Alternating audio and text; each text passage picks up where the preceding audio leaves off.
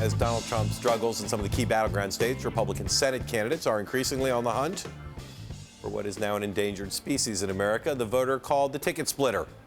Those voters are the focus of the latest piece in our BAFO Bloomberg Politics 8-week series we call Battleground 2016. Here to talk to us about the latest installment, our colleague Steve Yaccino. So, Steve, country's more polarized. Yep. People tend to vote now along party lines more than they did, a generation ago. Why do these down-ballot candidates think they can change that and get a lot of ticket splitting, run ahead of Donald Trump in some of these contested races? It is less common now. There's about 11% in 2012. 11% of the electorate voted for one party for president, another party for down-ballot. This year's different, partially because of Donald Trump's unpopularity, partially because he has less of an operation, a ground game operation, than past presidential candidates do, and he's more reliant on party operations, party ground games. The problem is that they have different goals than Donald Trump does, especially in an election like this where he's so unpopular. I talked to a party chairman in Arizona who was for Trump, totally supported him, but said, we're working in the same direction, but we have different goals. My goal is to turn out all Republicans, and at this point in the race, not all Republicans are for Donald Trump. So how are campaigns, just in terms of methodology, or mechanics of it, how are they trying to find ticket splitters, and what are they doing about that? So we tried to recreate this with me and my colleague Sasha Eisenberg, and we took data. We took two different sets of data. We took the data that shows a voter's likelihood to be a Republican or a Democrat, their partisanship, and then we also took data that so their likelihood to be a Trump supporter.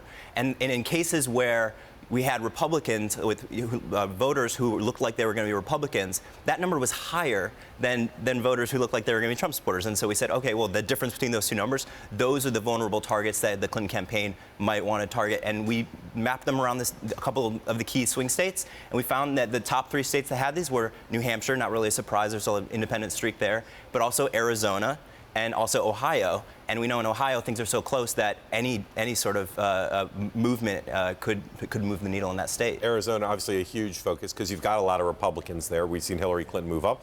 A lot of Republicans there who would be McCain voters, but not necessarily be Trump voters. Yeah, that's right. So how important is it? In other words, does John McCain need to get a lot of Clinton voters if he's going to be reelected?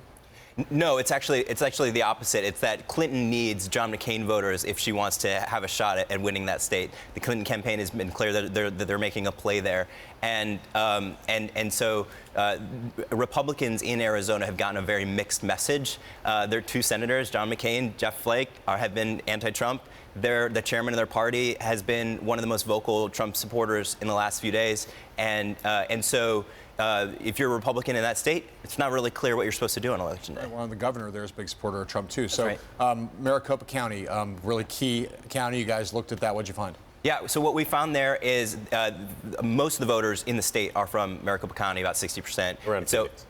I'm sorry? Around Phoenix. Yeah, around Phoenix, and so it's key to any sort of turnout in the state. But we found that a huge percentage of these ticket splitters were there.